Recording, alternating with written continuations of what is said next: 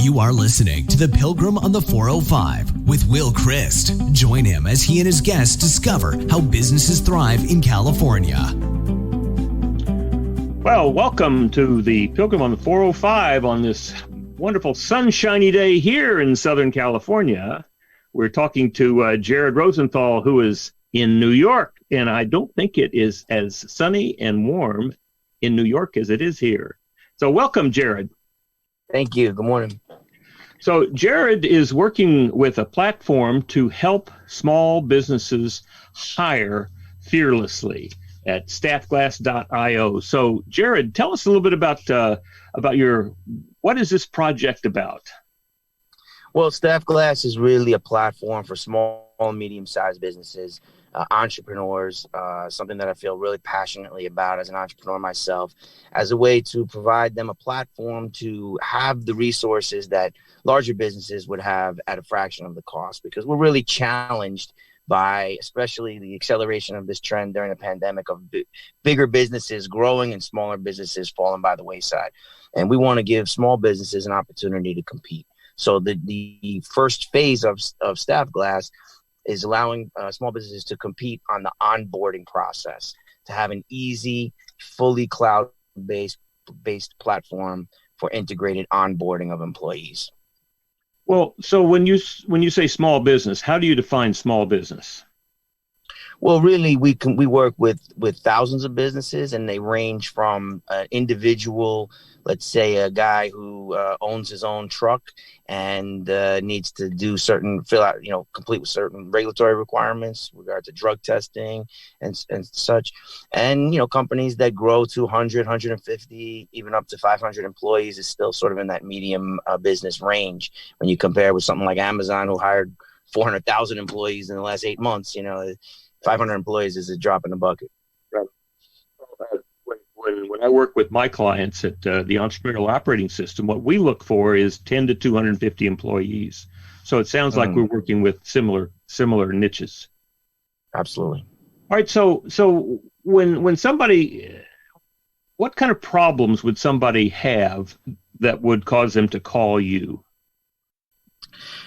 So the platform currently facilitates that entire new hire process. So if you want to bring somebody on, there's certain things you have to do, such as get them a drug test or run a background check, occupational health services, such as, potentially checking their antibodies to COVID or getting them a vaccine to COVID, or other type of tests that have always been done for occupational health over time, like pre-employment physicals or other titers or vaccines. And we put all of that into one platform. So, rather than looking around the country for a clinic for a drug test, then trying to find a background check company, then looking for a clinic for somebody else in a different area and having to work with 3 different softwares, we just put it all in one place. So that it's the power of a single employee record that facilitates a lot of the efficiencies here. So just by having one record, you don't have to enter and find three different softwares and find 3 different systems and track down results and remember passwords. Everything's in one place, all over the country at the touch of a button. So now, if a company, a lot of the companies that I work with have outsourced HR people, would this be valuable to them as well? Sure. I mean, if you're referring to the outsourced, the HR companies that do that, absolutely. We work with a lot of staffing companies. They appreciate it right off the bat because they have to do this all the time. So, if they're hiring 10, 20, 50 people a week, it's so much easier for them to just have one place to go and with just enter a zip code, get your clinic, and send off the barcode to that individual. It shows up at the home. They walk into the clinic. The other, real advantage for small businesses now is a lot of us were still, paper-based in some ways, or more touchy-feely, hands-on, look someone in the eye, hand them a piece of paper. And, with work from home, you just can't do that most of the time. You have things like Zoom, but how do you get somebody a piece of paper? So by making the whole process digital, it just allows small businesses to achieve that, those scalability opportunities that big businesses, take for granted. Mm-hmm. So now, Are there other companies that are doing similar things to what you're doing? There are certainly HR software companies. There's certainly other drug testing companies, background check companies. The power of what we do is bring it all into one platform to make it much more efficient and much more easy to use. Mm-hmm. And so you're primarily working with onboarding. Correct. StaffGlass currently is an onboarding platform with some other modules in the work that I can talk about. But currently, it's an onboarding platform for all the services you need to bring someone on. Let me tell you just like a brief anecdote. I mean, we worked with one company that was hiring hundreds of seasonal workers for one of the big box retailers for Christmas last year. And we started to talk to them. They were doing some drug testing with us, and they mentioned, no, they're doing background checks, but that was with another company.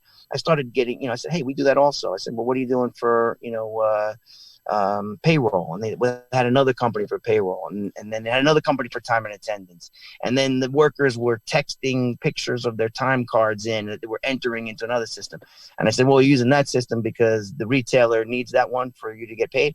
Nope, we use another system for that. It was unbelievable. I mean, they had 7 to 10 discrete systems with separate logins, tracking things separately. How can you possibly run a business that way? How could you possibly keep track of everything? Mm-hmm. And, by pulling that all together and using that sort of as a use case to say, hey, let's build this in one place, make it sensible, wipe out all that waste. And of course, all the errors that come with it. I mean, you just can't imagine how many errors you have when you type the same thing 7 times, So was one of the modules you're talking about going to be payroll? We're working towards that. Yeah, we're starting with the onboarding, and we're working backwards all the way through the initial point of the hiring process. So you can imagine all the things that happen when someone looks for a job. First, company posts a job. A person goes out and searches, for what opportunities are out there. Then there's a job application. We're going to be launching a module for that.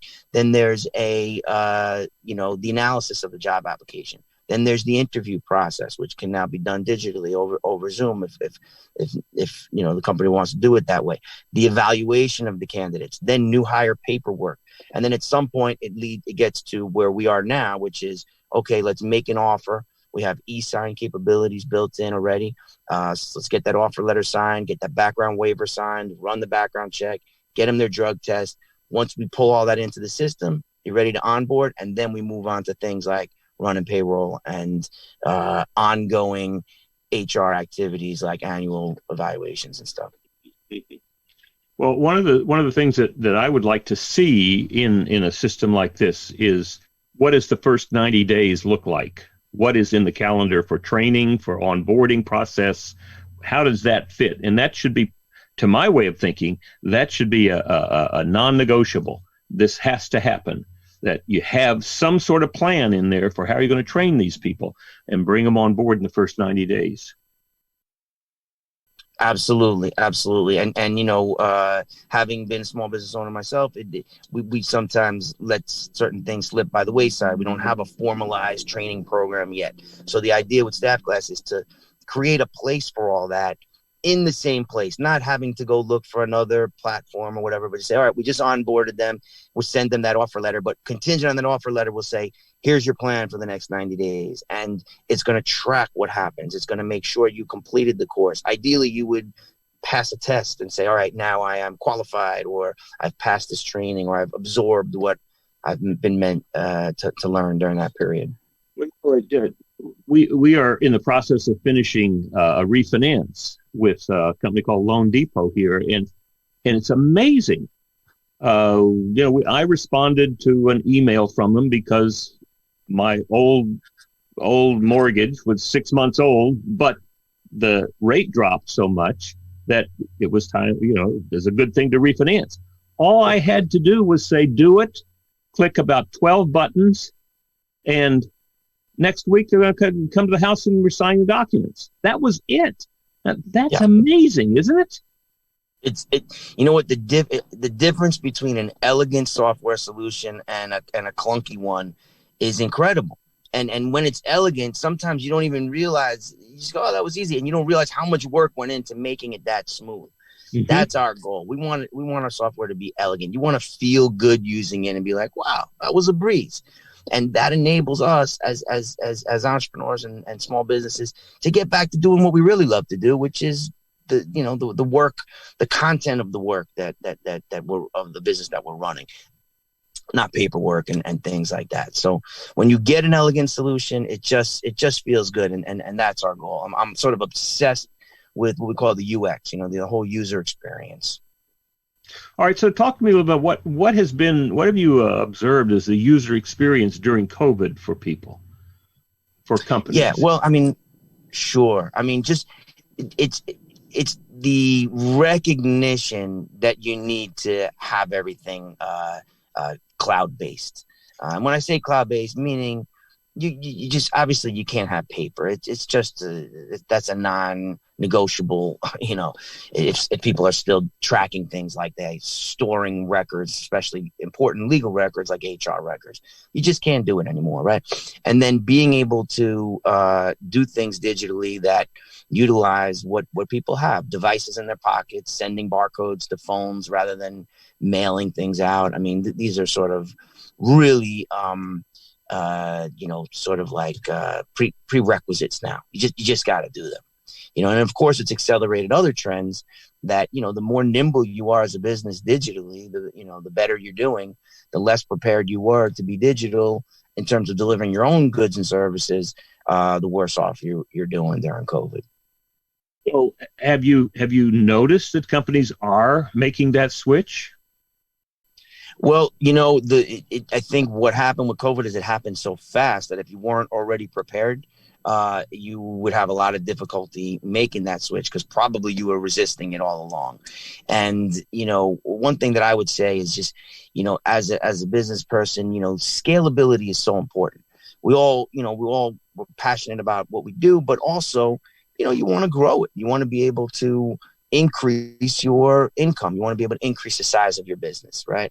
And digital just provides a way of doing that is so much greater than anything else in terms of scalability that there's just really no alternative. And if that's not clear to you yet, you really have to look at that as a business because, to be able, let's take one example of my call center. So we started without any digital orders at all.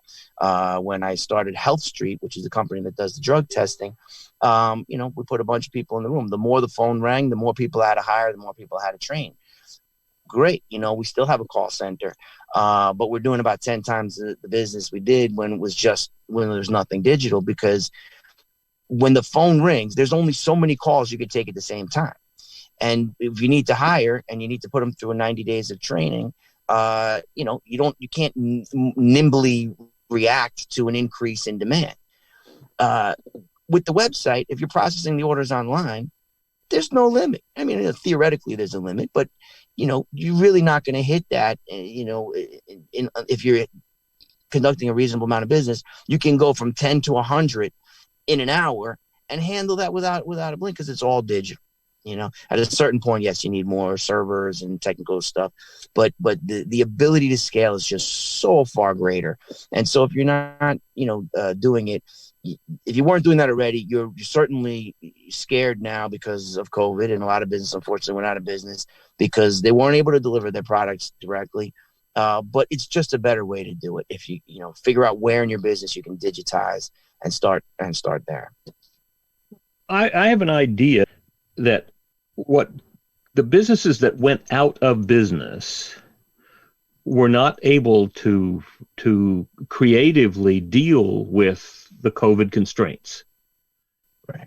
And that just doubled down on the switch that was happening, the change in the way we do business. And so the businesses that went out, the people who were entrepreneurs, my belief is they're going to come back. They will create new businesses, but it won't be on the platforms that they had before. Yeah, well, certainly not if they went out of business and they realized what the deficiencies were. So I think that's the real lesson. But the scary part, and this is a real urgency right now, is that there's a real threat to small business just in general. Think if Amazon hired 400,000 people in the last 8 months, that's 400,000 people that are no longer working at probably another small business. And why is that happening? And what can entrepreneurs do to push back against that effectively? From a cost standpoint, we got to be able to deliver products that can compete. And also just from, a labor standpoint, we need to, do we want to live in a society where 90% of the people are working for, 10 or 20 huge companies, and then left unchecked, if we don't have ways of running good, small and medium-sized businesses, that's where it's headed. Well, I agree with you. I mean, it's creating good small businesses, and when you talk about products, Amazon doesn't other than their Alexa products, they're not a product company.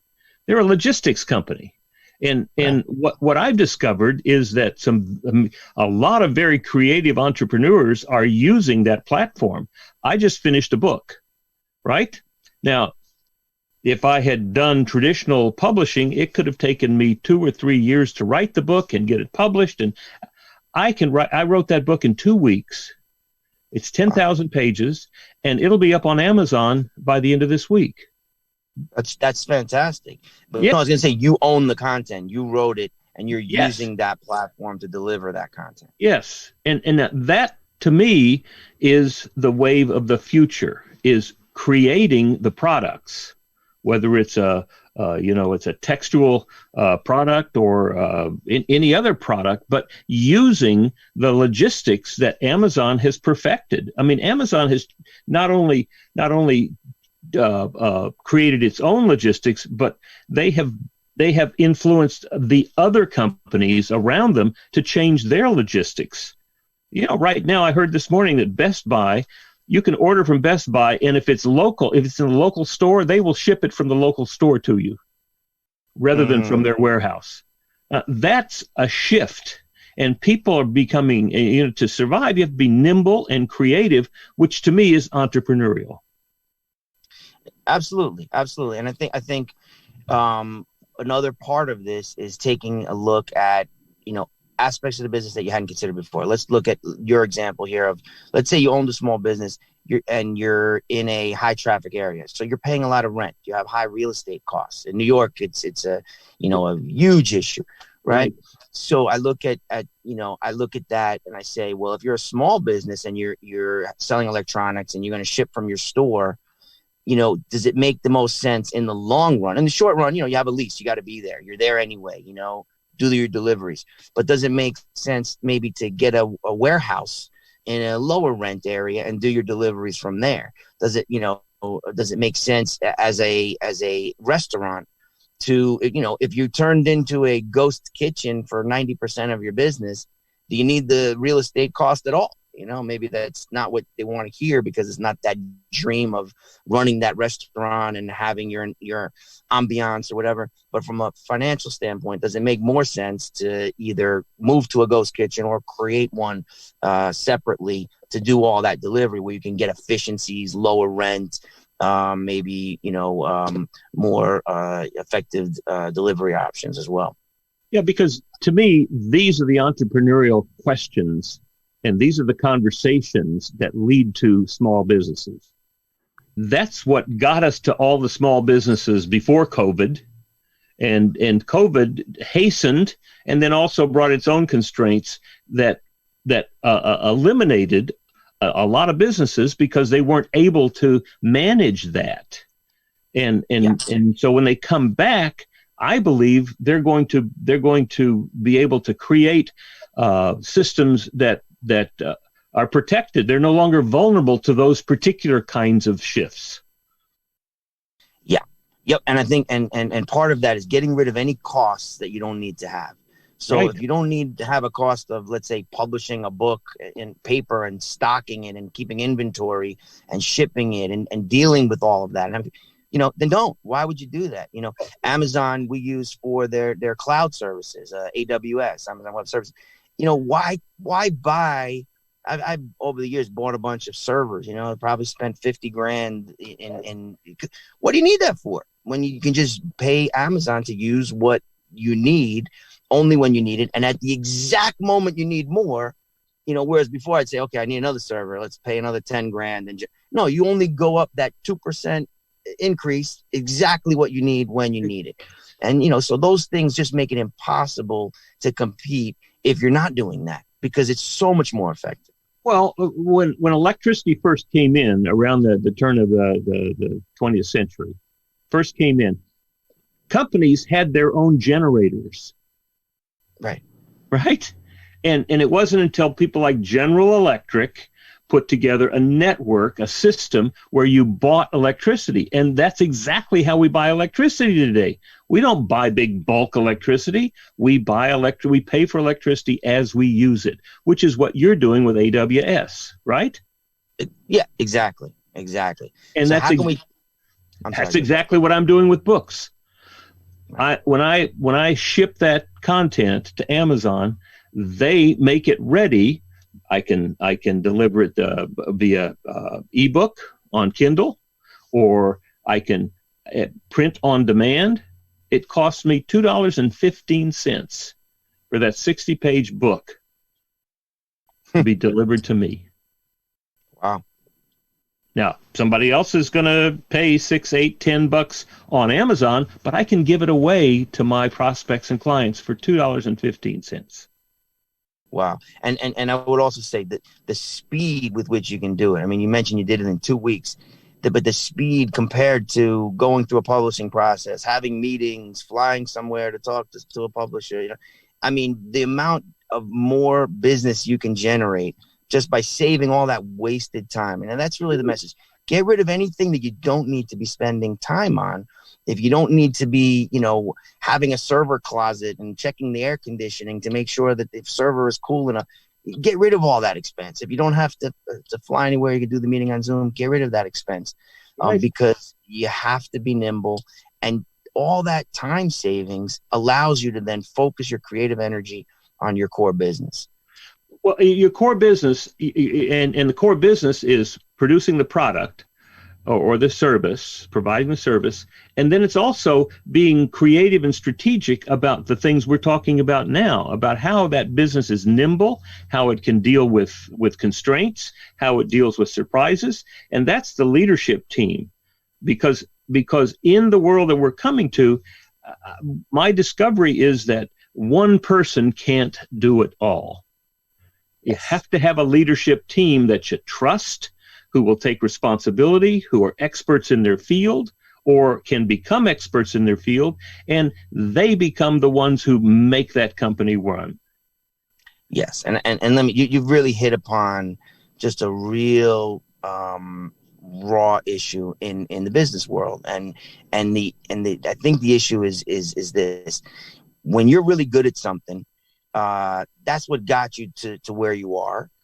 And you're maybe unsure of what the next level skill is, or maybe you're unsure that someone else can do it as well as you can. But here's the problem. If you can never push it down to the next level, and you never push that envelope to go yourself to the next level, then you're always going to be doing what you're doing. And ultimately that boxes you in, and your company won't grow past a certain point. If you really want to grow, it has to transcend your own ability to do that work, and you have to have other people around you that can do it. And if you don't trust them, then you're going to be doing it then you're going to be doing it yourself, because you're going to be checking everything twice, and then what's the point? So it's much easier said than done, I will say. I'm not saying it because I think that experience is easy. It's real difficult, but you have to keep in mind that that's the goal. It has to be. Well, tell me, how did your business start? Was it your idea? I am sort of a guy that always wanted to be an entrepreneur, but didn't do it right away. I had some businesses in middle school and high school doing little things, but I wanted to go into healthcare, and I didn't see opportunity because the barriers to entry are so high. There's just millions of dollars. I started helping low income communities get health insurance, and it's just a mega business, hundreds of millions of dollars and stuff. But I not a day went by that I wasn't thinking about, what if I did this on my own, or what if I did a piece of this on my own?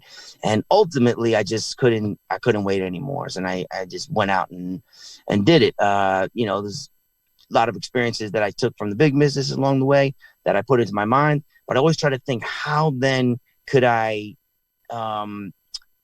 apply that in a small business way?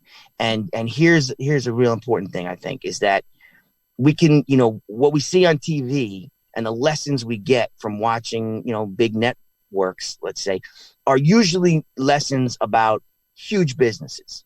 Very rarely do you get lessons about small businesses. I think your show is trying to do that. And that's what I think small businesses need, because the lessons are not always transferable, right? So we can talk about FedEx, but you can't just come out of the gate and do what FedEx is doing. You can't come out of the gate and do what Apple Computer is doing, right?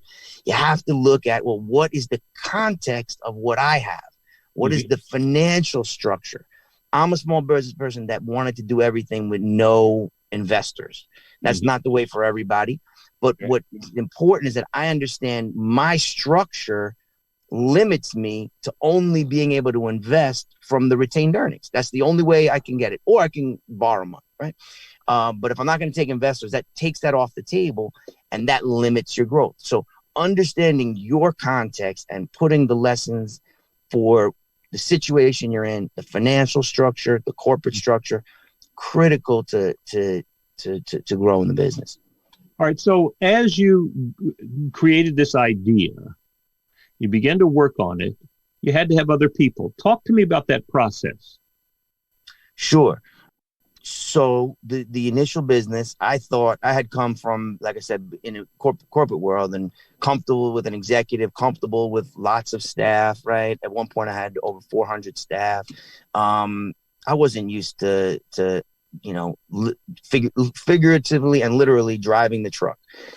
Within a couple months of me starting the business, I was driving a truck by myself, taking orders over the phone. I hate to admit it, sometimes while driving, pulling over, typing credit card numbers into my app on the side of the road. Why did that happen?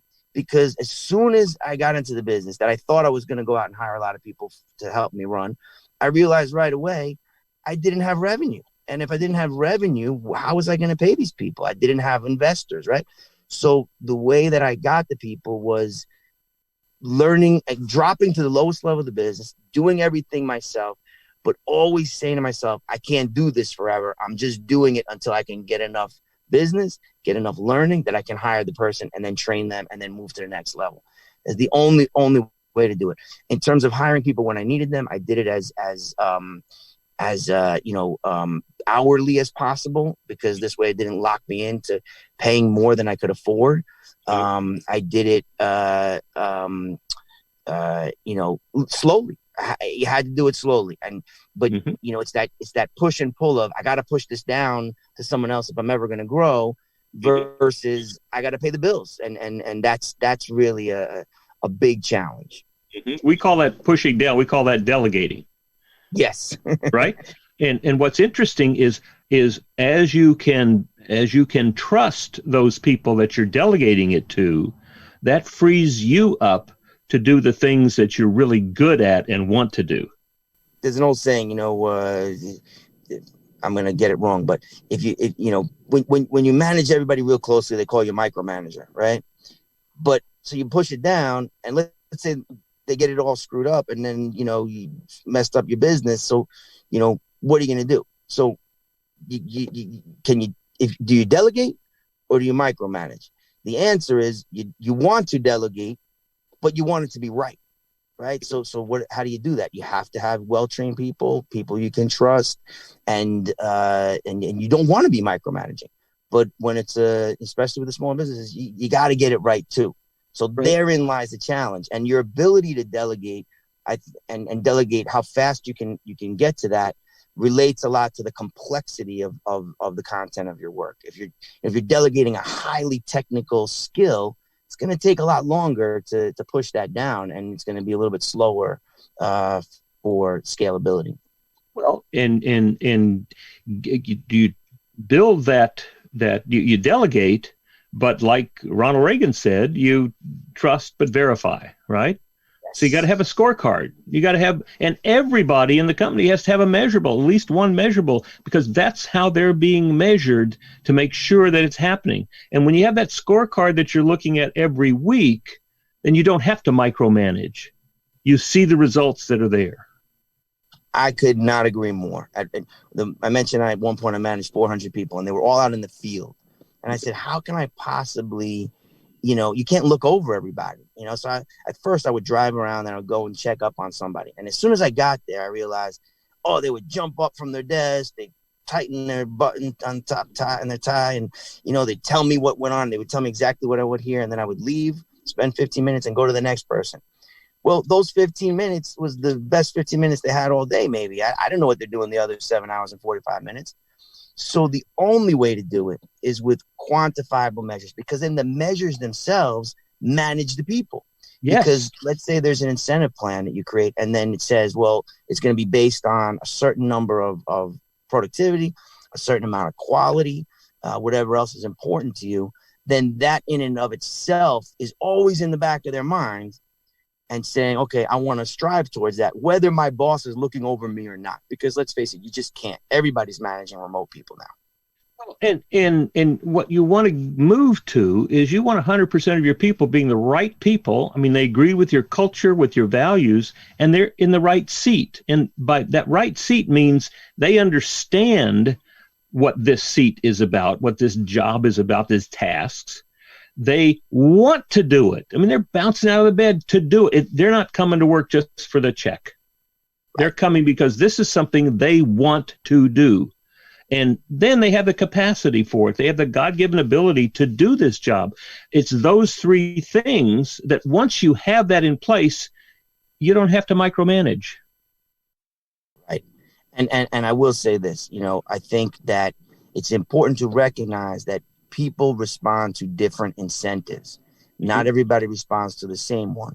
And if you have a plan in place that recognizes that there are 4 or 5 different types of incentives, you'll be more successful. So what do I mean by that? Some people just want money, right? So you got to take that into account. Even within money, some people want short-term money. Other people are more long-term focused. So how do you manage that? Well, maybe your incentive plan has a monthly reward, but an annual component. Some people want recognition and respect more than anything in the world. So do you have a quarterly dinner, or during the pandemic, a virtual happy hour where you give out certificates to your top people and tell them you appreciate them? That goes a long way. Other people respond to the meaning of what they're doing. And so you have to be talking about the mission and talking about how they're contributing to the mission. And when you create these incentive plans, don't think that there's just one thing. Recognize that you have to, sort of hit upon all of these factors that are in the psychology of the people that work for you. Having quarterly goals for everybody so that everybody's working toward that 90 and living in that 90-day world, so that, we get back together at the end of 90 days. We take a look at what we said we would do. We take a look at it. Our goal would be 80% of what we said we would do, we got done. And if we didn't, then let's learn how to do it better next time. Then let's set our goals for the next 90 days. And then let's talk to the whole company about what we did. And let's get together once every 90 days, talk about the vision, where we're going, how we're going to get there, what we said we would do, what we did, and what we're getting ready to do, and help them all to set their own goals in their own departments. That, to me, is the way that you begin to build that trust so that you are actually able to delegate and know that it's going to happen. Yeah, yep, I agree completely. I'm a big believer also in promoting from within. I think that nothing kills morale more than when you got a team of people striving to grow, and then you bring somebody else in from the outside to take the position that they were hoping to grow into and manage them and put them on top of them. You might feel like you need to. Maybe they're not good enough. I want to bring someone from the outside, but there's this unquantifiable perhaps value of promoting from within. Because look what happens. Let's say you got a team of 10 and you promote one person. You're probably going to have one or two people mad because they thought they could have got that job. But you're also going to have several people that say, hey, this is a company that promotes from within, right? You got to be careful that there's no perception of bias or anything like that, of course. But if your company is growing, then they're going to say, well, you know what? There's going to be another opportunity, and maybe that's me. So I'm going to work harder to get to that, And as soon as you build up a few of those, then the culture starts to build upon itself, where it's just known, hey, this company supports growth from the inside, and I can get someplace here. And what does that do? It reduces turnover. It reduces people looking for someplace else to grow when they think they can grow into it. They don't have to look elsewhere. It allows you to use that example over and over again. And at those 90-day meetings, say, hey, look what happened to Joe. Look what happened to Sally. They worked hard. They didn't have the background for that level when they started, but they got it here and we grew them, and you could be next. That's powerful stuff. Yes. Now, how many employees do you have now? How big is the company? We have 10 people. Okay. All right. So do you have a leadership team that people are responsible for various areas? We do. We have a technical team that does all the software development, and we have a director of that team that took several years of working with this individual to put them into that spot, and it was one of those situations where, hey, maybe that encouragement to say you can grow into a level of a director, in this case, like coming from a developer to grow into a director, and maybe he says to himself, hey, if no one else gave me that shot, I can do it here. There's a sense of also maybe loyalty that comes from it. And maybe there's also a sense of, hey, well, the next stop for me might be vice president, might be chief technology officer, so you start to build that ladder. And, with less technical staff, I think one growth path is often you move somebody. Sorry, I lost you for a second. You move somebody. Can you see me? You move somebody into roles of what we call quality analysis. So if you're interested in looking at the quality team, who better to do that than somebody on the team, right? That can improve your quality, but it also gives someone an opportunity to grow. All right. So you've got the technical team. You have somebody in charge of finance. Yes. Now, with small businesses these days, it's always important to obviously manage your costs. And there's opportunities now to get fractional help in certain areas like legal. We have a fractional CFO. So we're able to get the value of an individual without having to have somebody full time, because we don't necessarily need that right now. So areas like legal, accounting, finance, we use fractional services. And you have somebody in charge of sales? Yep, we do. We have a manager of the call center sales department. How often does that team meet together? All day, every day. All day, every day. I'm sort of half kidding, but the team is on a call center. We went from 1 to 2. Now everybody's working from home, but by virtue of Slack and the phones, we're constantly interacting. Zoom, Slack, Zoom, and the telephones. We're constantly just interacting with one another on cases that they're dealing with, updates and whatnot. Formal meetings are really tough in a call center where the phone never stops ringing. So we try to do them as much as we can to get everybody together. But we do more and more group discussions on email and Slack. And then unfortunately, our annual holiday party we got to miss, but we're that's an important one too to bring the team together. Let's schedule some time together. I want to hear more about this, and I want to, before we do that, I want to send you a copy of my book and get some feedback from you. I would love to do that. I will do that this afternoon. I've got an advance copy, and I'll send it to you. It's a PDF, and you take a look at it. Awesome. And then we'll have my assistant Jen Bright will get in touch with you and set up a time where we have a conversation. Great. Excellent. Well, all right. Tell us how to get in touch with you, how to get into this StaffGlass or get help people, small businesses onboard new people. Yeah, well, the platform is StaffGlass.io. We would love to. It's brand new. Now the services, the drug testing, the background check, the occupational health, that's run through the company that I've owned for 10 years, which is Health Street. So all of the services are rock solid and been around for a long time. We think the software is rock solid too. But if you have listeners or viewers that want a beta test for us, we'd be happy to give them a free test if they want to go on to StaffGlass.io and indicate their interest for it. We'll be happy to do that for anybody that comes from your audience. Good. Well, I have a couple of people in mind that I want to introduce, and we'll talk about that. Great. We'd love their feedback and how they feel it integrates with their business needs. Excellent. Well, thanks a lot, Jared. We really enjoyed it. It's very informative and lots of fun. And I look forward to talking with you again soon. I appreciate it. Talk soon. You've been listening to The Pilgrim on the 405 with Will Christ. To hear more of the programs in this podcast, go to www.willchrist.com.